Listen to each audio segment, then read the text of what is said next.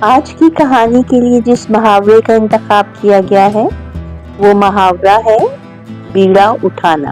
آئیے اسی محاورے پر آج کی خوبصورت کہانی سنتے ہیں۔ ایک سرد اور دھندلی صبح تھی جب مسافر بحری جہاز سمندری روشنی بندرگاہ سے روانہ ہوا۔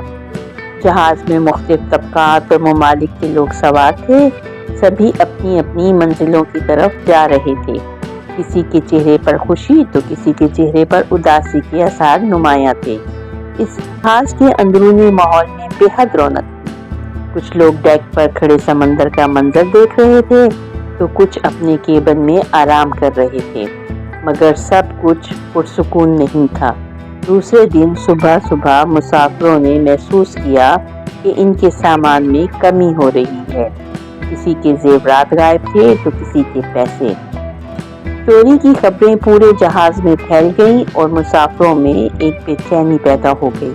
کپتان نے ایک ہنگامی اجلاس بلایا اور اعلان کیا کہ جہاز کے اندر ایک چور موجود ہے اور یہ معاملہ حل کرنا ضروری ہے۔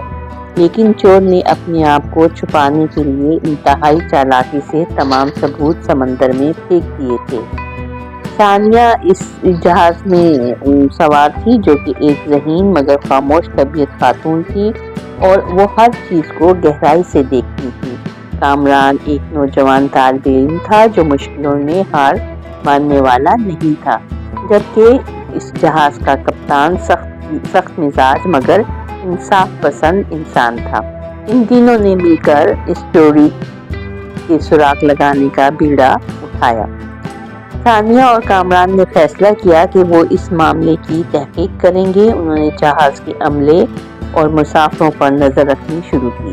ثانیہ نے نوٹ کیا کہ ہر چوری کے بعد ایک خاص عملہ ممبر جو ظاہری طور پر بے ضرر لگتا تھا ہمیشہ سامان کے قریب پایا جاتا تھا۔ ثانیہ نے کپتان سے ملاقات کی اور ایک جال بچھانے کا منصوبہ بنایا۔ کامران نے اپنے کیبن میں قیمتی چیزیں دکھاوے کے طور پر رکھ دیں اور ان پر خفیہ کیمرہ نصب کیا۔ رات کو جیسے ہی چور نے کامران کے سامان کی طرف ہاتھ بڑھایا، کیمرے نے اس کی پوری حرکت ریکارڈ کر لی۔ اگلی صبح کپتان نے سب مسافروں کے سامنے چور کو بے نقاب کیا۔ یہ وہی عملہ ممبر نکلا جس پر ثانیہ نے شک کیا تھا۔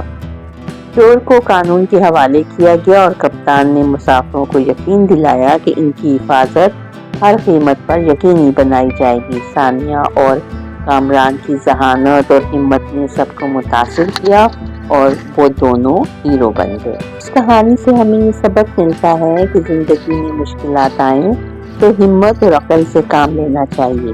ہر مسئلے کا حل موجود ہوتا ہے، بس اس تک پہنچنے کی لگن ہونی چاہیے۔